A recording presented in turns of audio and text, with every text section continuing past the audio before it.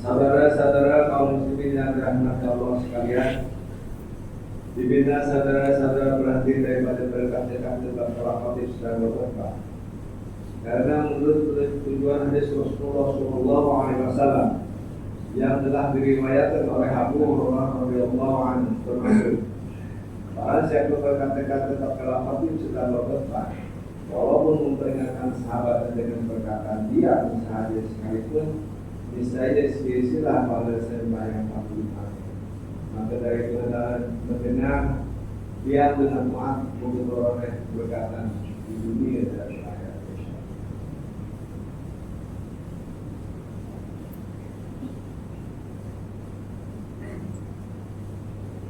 Alhamdulillah,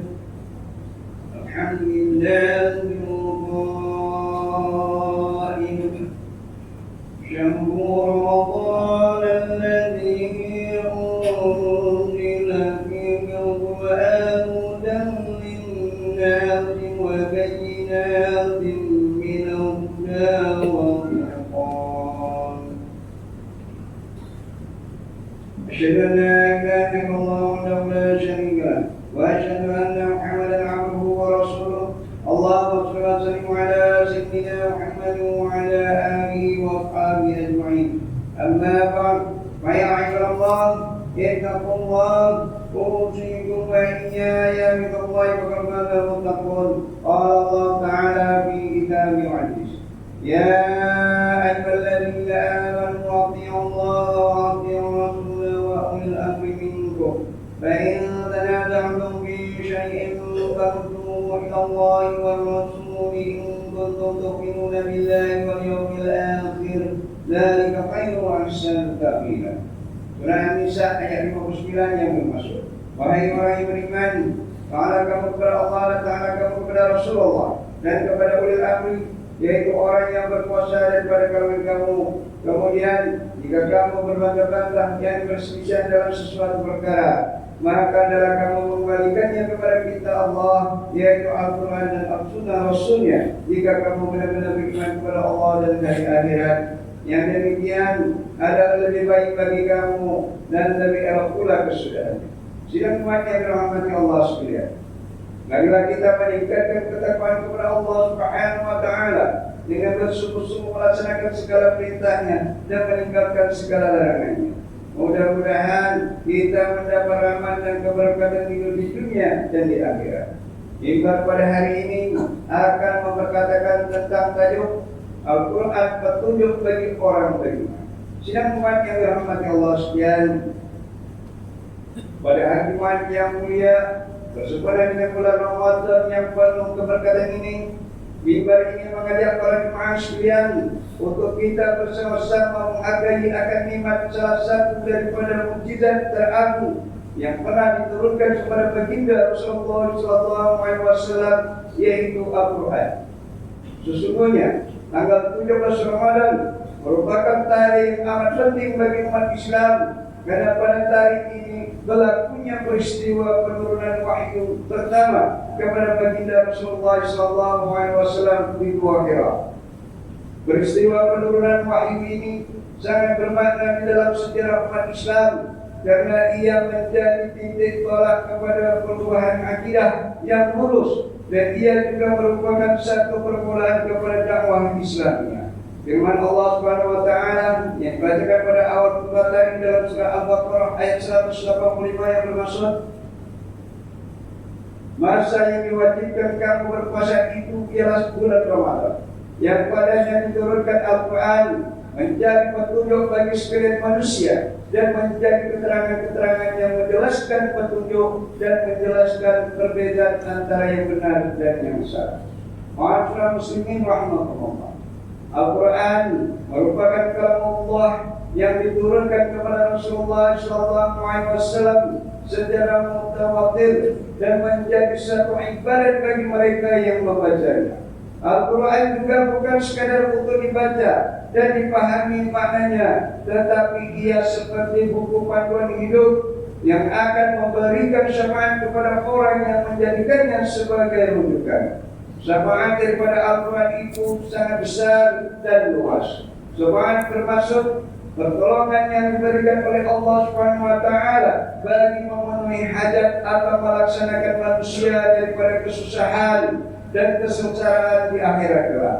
Hal ini sebagaimana yang disebutkan dalam satu hadis yang diriwayatkan oleh Al-Imam At-Tirmidzi daripada Sayyidina Ali bin Abi Thalib radhiyallahu anhu, bahwasanya baginda Rasulullah sallallahu alaihi wasallam bersabda yang bermaksud, barang siapa yang membaca Al-Quran kemudian dia menghafalnya dan menghalalkan apa yang dihalalkan oleh Al-Quran serta mengharamkan apa yang diharamkan oleh Al-Quran, niscaya dengannya itu Allah akan memasukkannya ke dalam surga dan dapat memberi syafaat kepada 10 ahli keluarganya yang dikira masuk neraka.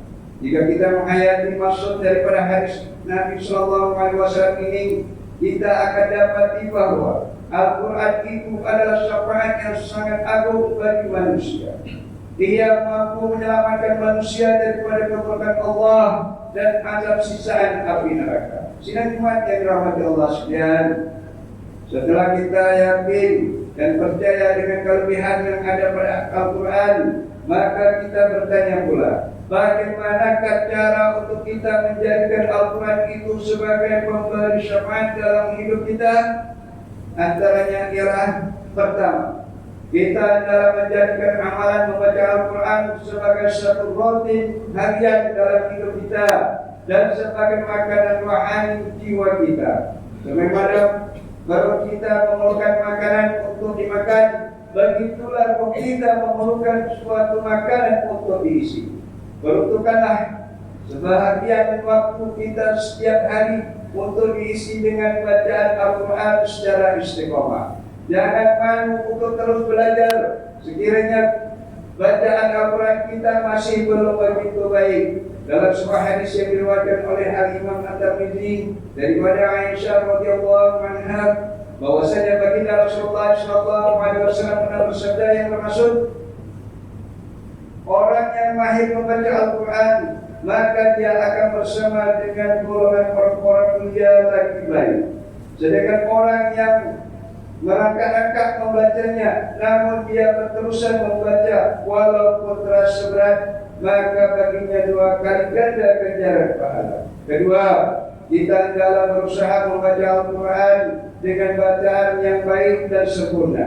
Bacaan Al-Quran yang paling baik itu adalah bacaan yang bertepatan dengan ilmu tajwid dan hukum-hukum yang terdapat padanya. Hal ini bagi memastikan bacaan tersebut tidak melakukan kesilapan. Ingatlah bahwa satu kesilapan pada baris ayat Al-Quran itu boleh membawa kesilapan yang besar pada maknanya. Oleh yang demikian, wajib hukumnya seseorang itu meluangkan masa untuk belajar dan mengajarkan Al-Quran. Dalam sebuah hadis yang diriwayatkan oleh Al-Imam At-Tirmidzi daripada Utsman bin Affan radhiyallahu anhu, bahwasanya baginda Rasulullah sallallahu alaihi wasallam pernah bersabda, "Khairukum man ta'allama al-Qur'ana wa 'allama." Sebaik-baik kalian itu adalah mereka yang mempelajari Al-Quran dan mengajarkannya. Ketiga, sekiranya seseorang itu tidak mampu untuk membaca Al-Quran, maka dianjurkan untuk memperbanyakkan mendengar bacaan Al-Quran, karena mereka yang mendengar Al-Quran itu juga akan turut memperoleh pahala di samping mendapat ketenangan jiwa. Firman Allah Subhanahu wa taala dalam surah Al-Anfal ayat kedua yang bermaksud, sesungguhnya orang-orang yang beriman itu yang sempurna imannya ialah mereka yang apabila disebut nama Allah dan sifat-sifatnya gemetarlah hati mereka, dan apabila dibacakan kepada mereka ayat-ayatnya menjadikan mereka bertambah iman, dan kepada Tuhan mereka jualah mereka berserah. Dan yang keempat, mereka yang membaca Al-Quran juga digalakkan untuk mengkaji dan memahami isi kandungan ayat Al-Quran. Al-Quran itu diturunkan sebagai panduan dalam hidup manusia. Al-Quran bukan hanya sekadar untuk dibacanya, akan tetapi perlu dipahami dan dihayati isi kandungannya. Firman Allah Subhanahu wa taala dalam surah Al-Isra ayat 9 yang bermaksud, sesungguhnya Al-Quran ini memberi petunjuk ke jalan yang amat betul, yakni agama Islam, dan memberikan berita yang menggembirakan kepada orang-orang yang beriman, yang mengerjakan amal-amal soleh, bahwa mereka beroleh pahala yang besar. Sidang umat yang dirahmati Allah sekalian, sebagai kesimpulan bagi muayyid khutbah pada kali ini, Ibar ingin menyeru jemaah sekalian dengan mengambil keberkatan bulan Ramadan yang mulia ini. Marilah kita buktikan keimanan kita kepada Allah Subhanahu wa taala dengan amalan membaca, mendalami dan mengamalkan ajaran Al-Quran. Yakinlah bahwa barang siapa yang mendampingi Al-Quran ketika mereka masih hidup, maka Al-Quran itu akan menjadi hujah baginya setelah dia mati kelak. Tanamlah azam yang tinggi di dalam bulan Ramadan ini untuk mengkhatamkan Al-Quran. Sekiranya kita dapat melazimi satu juzuk bacaan Al-Quran atau lebih dalam satu hari, maka insyaAllah kita akan dapat mengkhatamkan seluruh bacaan Al-Quran dalam bulan yang mulia ini. Semoga Al-Quran ini akan memberi syafaat dan bekalan untuk kita di akhirat kelak. Marilah kita sama-sama merenung sejenak firman Allah Subhanahu wa taala dalam surah Al-Nahl ayat 44. A'udzu billahi minasyaitonir rajim. Bil bayyinati wan nur wa anzalna ilayka al-dhikra litubayyana lin-nasi ma unzila ilayhim wa la'allahum yatafakkarun. Yang bermaksud, kami utuskan Rasul-Rasul itu membawa keterangan-keterangan yang jelas nyata yang membuktikan kebenaran mereka, dan kitab-kitab suci yang menjadi panduan. Dan kami pula turunkan kepadamu wahai Muhammad Al-Quran yang memberi peringatan supaya engkau menerangkan kepada umat manusia akan apa yang ada yang telah diturunkan kepada mereka, dan supaya mereka memberikannya. Barakallahu li wa lakum bil Qur'anil Majid wa nafa'ani wa iyyakum bima fihi min al-ayati wa dhikril hakim wa taqabbal minni wa minkum tilawatahu innahu was-sami'ul 'alim. Aqulu qawli hadza wa astaghfirullaha li wa lakum wa li sa'iril muslimina wal muslimat wal mu'minina wal mu'minat fastaghfiruhu ya mawla fastaghfiruhu wa ya rabbana. آمين يا موفق الطائعين وفقنا لطاعتك أجمعين وتب علينا وعلى المسلمين واغفر ذنب من يقول أستغفر الله العظيم أستغفر الله.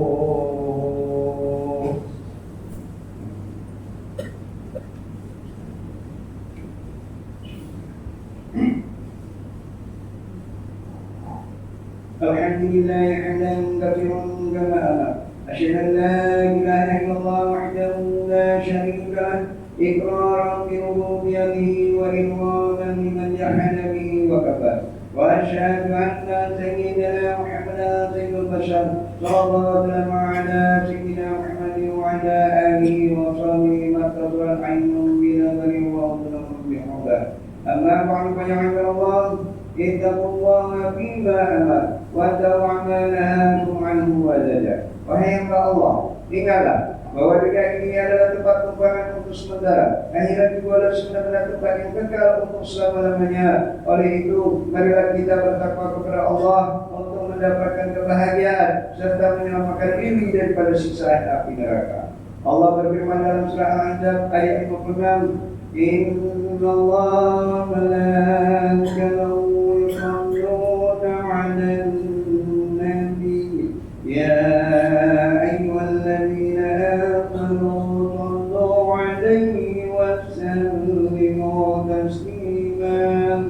Yang bermaksud, Sesungguhnya Allah dan malaikatnya yang berselawat memberi segala penghormatan dan kebaikan kepada Nabi Muhammad SAW. Baik orang yang beriman, berselawatlah kamu kepadanya, serta ucapkanlah salam sejahtera dengan penghormatan yang sepenuhnya. Allahumma shalli wa sallim ala sayyidina Muhammad wa ala ali sayyidina wa maulana Muhammad. Marilah kita bermohon kepada Allah Subhanahu wa taala, semoga Allah meridai khalifah Rasulullah sallallahu alaihi wasallam, yaitu Sayyidina Abu Bakar As-Siddiq radhiyallahu anhu, Sayyidina Umar bin Khattab radhiyallahu anhu, Sayyidina Utsman bin Affan radhiyallahu anhu, dan Sayyidina Ali bin Abi Thalib radhiyallahu anhu.